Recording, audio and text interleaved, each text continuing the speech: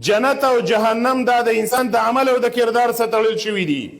دا وټ او فیصله چې کومه ده دا ستا د قام د کردار سره تړل شوې ده. د لاسونو په پړاقا کې او په دروند استقبال کې مولانا حاضر صاحب.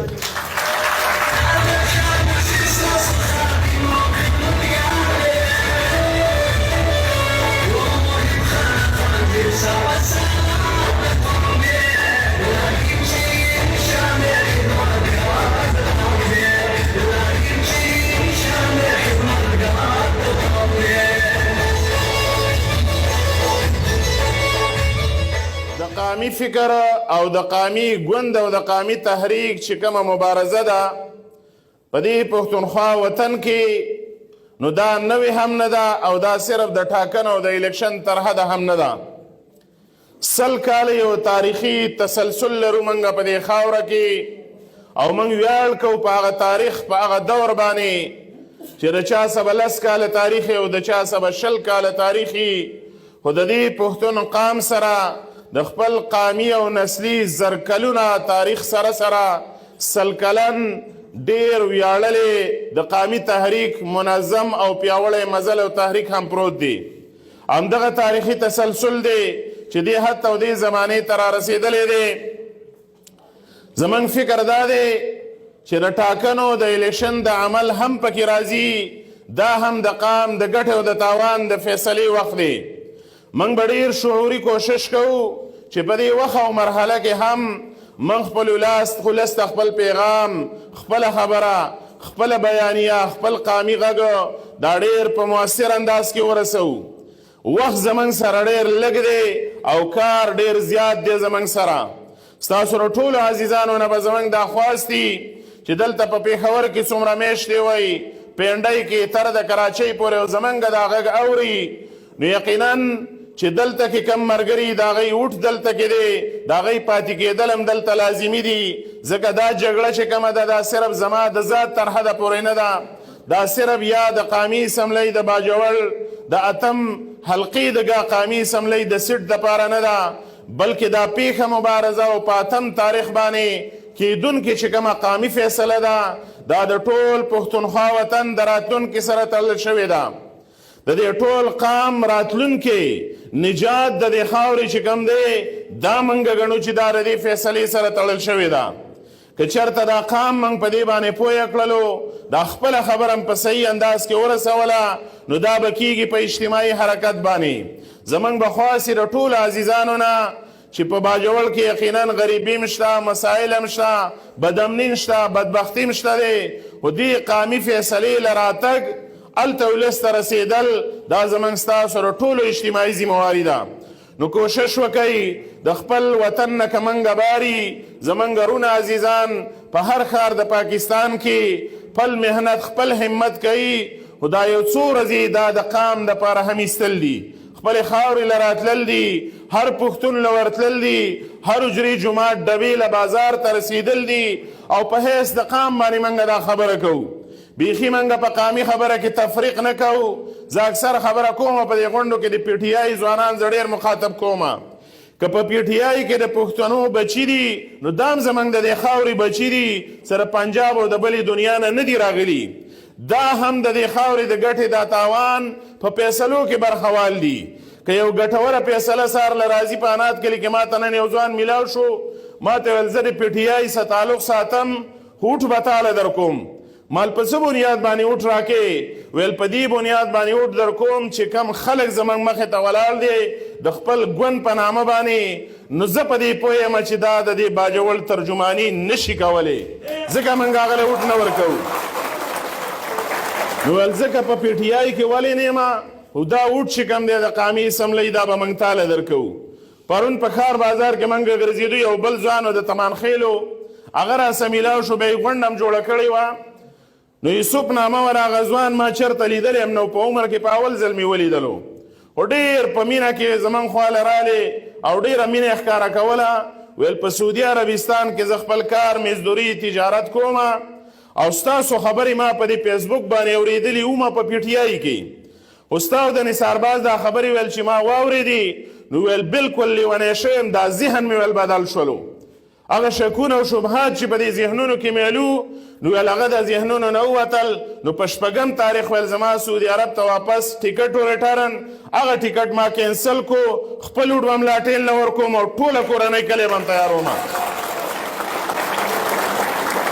ځوانانو ستاسو نه موږ دغه د قام نن غواړو که په هر ځای کې ولاړې وئ خو د دې قام بچي وئ، د دې خاورې بچي وئ، د دې خاورې د ګټې تاوان نه بچ کېدلی نه شو. موږ که دا د بدامنۍ خلاف خبره کوو نو په یو وخت کې به دا ویل کېده ویل دا د عوامي نیشنل پارټۍ مسله ده، کله به ویل دا د دوی شخصي مسله ده. اوس نن هر سړی چغه وایي چې بدامني دا د دې پښتونخوا وطن د خاورې مسله ده. وی منله دا خبره خو ډېر تاوان او ډېر څه هم د لاس نه ورکړو. بدبختي زموږ دا ده چې د پښتنو سر اله خلاصیږي چې کله دی کندې ته ولویږي، دی د تباهي سره مخامخ شي. دا یاد ساتئ که د عوامي نیشنل پارټۍ سره چا اختلاف وي، که د عوامي نیشنل پارټۍ سره چا اتفاق نه وي، خو بیخي دا موږ د ایمان په رڼا کې خبره کوو، د دې خاورې د امانت او دیانت په بنیاد باندې خبره کوو. د نړۍ په سر څومره چې قامي تحریکونه دي د هغې مطالعه ما په خپله باندې کړې ده. د پښتنو دپاره د عوامي نیشنل پارټۍ نه په غیر د نجات بله لاره نشته، دا د هر پښتون واوري. هغه خبره هغه مسله چې هغه د خاورې ته پیښه ده صرف او صرف عوامي نیشنل پارټي په هغې باندې بیانیې لري، صرف او صرف عوامي نیشنل پارټي په هغې باندې بیانیې لري، صرف او صرف عوامي نیشنل پارټي د هغې دپاره تیارې لري. نو که ستا اختلاف دی یا ته پویه نه نو زه یو خواست کوم اکثر زه ځوانانو ته را خبره کومه چې که تاسو د عوامي نیشنل پارټۍ سره اختلاف لرئ خو کم از کم دومره وکئ چې د خپل تاریخ مطالعه وکئ. که د خپل تاریخ مطالعه نشئ کولی نو کم از کم د باچا خان بابا کتاب زما ژوند او جدوجهد تاسو وګورئ، دا تاسو مطالعه کوئ. دغه کتاب د پښتون نیشنلزم بایبل دی. ډیر داسې ځوانان په خپله ما لیدلي په جماعت اسلامي کې، په جماعت علما اسلام کې، په پی ټي آی کې چې کله علما دا کتاب ورکړی او بیا مې تپوس کړی دی او کتلی دی نو د هغوی وینا دا ده چې د دې کتاب کتلو نه پس په ډیرو حقیقتونو موږ پوه شو او د عوامي نیشنل پارټۍ او د پښتون نیشنلزم په باره کې زموږ ټول سوچ چې کوم دی دا بدل شو. کم از کم دغه کتاب تاسو مطالعه کوئ نو زموږ سوچ دا دی چې موږ یو بیانیه لرو، یو تګلاره لرو د دې خاورې دپاره، د دې ټولې پښتونخوا دپاره یې لرو. د باجوړ دپاره خو موږ ځانګړی منشور جوړ کړی دی. دا اعزاز هم تاسو د باجوړ تنظیم ته حاصل دی، مرګرو ته حاصل دی چې په ټوله پښتونخوا کې د صوبایي منشور نه پس صرف په باجوړ کې موږ ضلعي منشور وړاندې کړی دی قام ته. دا ستاسو ډاډ دی زموږ سره. په هغه منشور کې قامي مسایل موږ راغونډ کړي دي چې باجوړ ته مسایل څه دي، پښتونخوا ته مسایل څه دي، حل د هغې دپاره سبا څه دی. نن چې تاسو اورئ په دې تقرینونو کې ګډې وډې وایي نو د دوی څه پروګرام نشته، دا د وطن په مسله باندې ناخبره دي. که ناخبره خلکو له، بې علمه خلکو له، بې کرداره خلکو له دا قام بیا مقور کوي نو ګورې بیا د خپلې تباهي به موږ ذمهواري. نو د باجوړ اجتماعي مسایل د افغانستان څخه تړلې لارې ناواپاس لیټۍ کنډو د ګاهي کنډو د کږې کنډو پورې او بیا په صوبایي منشور کې د عوامي نیشنل پارټۍ دا شامله ده چې واګا بارډر کولاو دی، کرتارپور کولاو دی، خنجراب کولاو دی، تفتان کولاو دی. نو د دې مسلمان او پښتون رور سره دا د ناواپاس سره 14 لارې کولاوول به هم زموږ حق وي. انشاءالله دا 14 لارې دا په منشور کې موږ د دې قام سره لوس کوو چې دا لارې کولاو شي نو تقریبا د 40 لاکه پورې پښتانه په ډیورنډ کرښه باندې لر بر دا به په روزګار باندې شي. په مانسیره کې زما نه یو ورور تپوس وکړو ویل چې کم ښار له موږ لاړ شو د باجوړ د خلکو نه ډک دی، د پاکستان هر ښار. ویل دا څه چل دی د باجوړ له خلک را روان دی. مال قسم دا ده، مسلم دا ده، دا داستان چې موږ بیانو نو موږ پر خپلو خبرو کې سراکټ سایز نه بیانو، څه سایسي فارمولې نه وړاندې کوو، خو موږ د دې خاورې داستان سندره کوو، موږ د دې خاورې داستان قصه کوو. دې ولس ته چې څه پیښ دي نو هغه د زورورو غوږونو ته رسوو. وګورئ په باجوړ کې دا غږ څوک نه اوري. په باجوړ کې که ظالم ته ظالم ووایې نو پښتون به دله راپاسې وایي ظالم ته ظالم مه وایه. که جابر ته جابر ووایې نو یو دلال بیا ساتلی هغه وایي ته ولې د طلاق خبره کې موږ غواړو دا چې د دې قام ننګ را سره وي. زما نه یو ورځ یو کس پوښتنه وکړل په باجوړ کې ډېر غټ غټ اتحادونه خلکو جوړ کړل د دې قام د غولولو لپاره د دې باجوړ د ښکیل کولو لپاره. ستاسو سویل دا سری چې دومره ډاډې وایي دومره زړورې وایي مال زمونږ سه یو د خدای ذات دی او دویم زمونږ د خپل قام سه اتحاد دی. په یو اتحاد باندې موږ ځکه پروا نه ساتو. دا قام که را سره و نو د پاکستان په پارلمان کې دغه ګونګې کرسۍ دا به ګویانه کوو او دغه زورورو ته به د قام مسایل رسوو. موږ لوس کوو د دې قام سره په خصوصي توګه باندې سیمه ییز چې کوم مسایل دي نو په منشور کې هم موږ ډېر راون کړي دي او د چارمنګ چې کومه سیمه ده نو دا ګورې زموږ سره جنت یو ټوټه ده پر هغه خاوره کې. د تاریخي توګه باندې د ناوپاس د لارې په خوله کې چارمنګ پروت دی. موږ غواړو دا چې ټولې لارې موږ کولاو کړو نو د ناوپاس د لارې په نتیجه کې د چارمنګ ټولې بدبختۍ ختمېدلی شي. خو دغې ته به رسېدلي. د دې سره د چارمنګ د سیمې د تحصیل خصوصي درجه موږ دا لوس کوو چې دغه ځای ته لاړو انشاءالله چارمنګ له به د خصوصي تحصیل درجه ورکوو. د ټول باجوړ تحصیلونه چې کوم دی موږ په پروګرام کې شامل کړي دي چې د باجوړ اووه تحصیلونه دي خو د بده مرغه نه دا په لوکل ګورنمنټ کې په رسمي توګه نه دي منل شوي ځکه زموږ اووه تحصیلونه او چیرمنان هم دوه رالو ځکه دا چا مقدمه زموږ وړاندې نه کړه. د وزیر اعلی په یو لاسلیک باندې دا ممکنه وه خو غلی شو په هغه وخت کې زما او ستا په مسله باندې خلک نو د باجوړ تحصیلونه رسمي کول. باجوړ ډېره غټه آبادي لري غټه جغرافیه لري.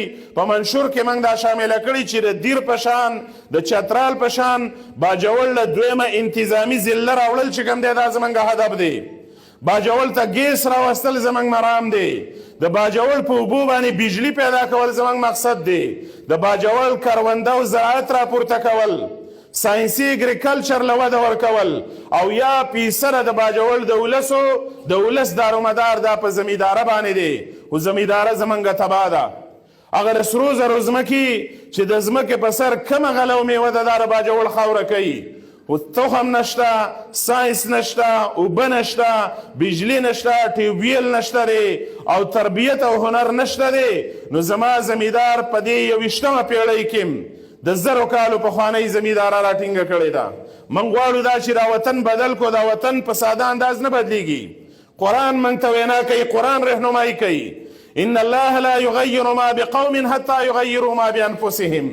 قام به ځان بدلی قام بدلون به دې قام له قبله ولي خو مصنوعي رنګونه نه ګوري. د وطن نبار پردي رنګونه نه د دې خاورې رنګ به قبلول غواړي د دې قام رنګ به اختیارول غواړي.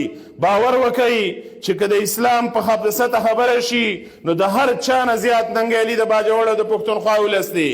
په اسلام هم موږ دې قام ننګ کړی دی خو په دې قام او خاوره به هم ننګ کول غواړي. مسله دلته پیښه ده.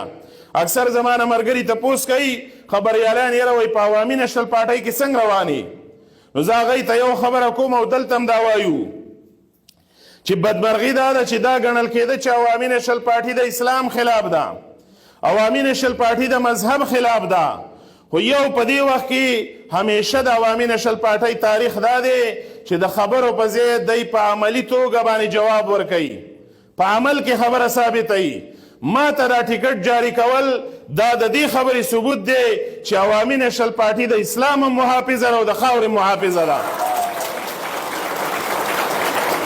تاریخ که موږ وګورو د باچا خان بابا دا کتاب چې راته ما یاد کو نو لومبۍ پاڼه د هغې راواړوئ په لومبۍ پاڼه کې باچا خان بابا انتصاب لیکلی دی. وایي د مارواخاد مولانا فضل محمود مخفي د نظم په نوم باندې انتصاب. خدایه ته ودانه کې زمونږ دا خوره وره اجرا او راغونډه کې زمونږ ډله خوره. دا نظم د چا دی؟ دا د مولانا فضل محمود مخفي دی. مولانا فضل محمود مخفي څوک دی؟ دا د شیخ الهند مولانا محمود الحسن شاګرد دی. د دارالعلوم دیوبند نه فارغ شوی دی. خو د بده مرغه نه پښتانه نن مخفي نه پیژني. نو څنګه چې عطاالله خان لالا وویل باچا خان بابا وایي چې مخفي صاحب زما په سیاست کې استاذ دی. پښتون نشنلیزم ما ته وایي مخفي بابا راښودلی دی خو موږ مخفي نه پیژنو. باچا خان بابا د علماو نه و خلاف. باچا خان بابا د دین نه و خلاف. باچا خان بابا د هغه چا خلاف و چې د دین په نامه باندې کاروبار کولو. د دین په نامه باندې اقتدار او دنیا ګټله او دا بیخي د قرآن تعلیمات دي د قرآن وی ولا تشترو به ثمنا قلیلا په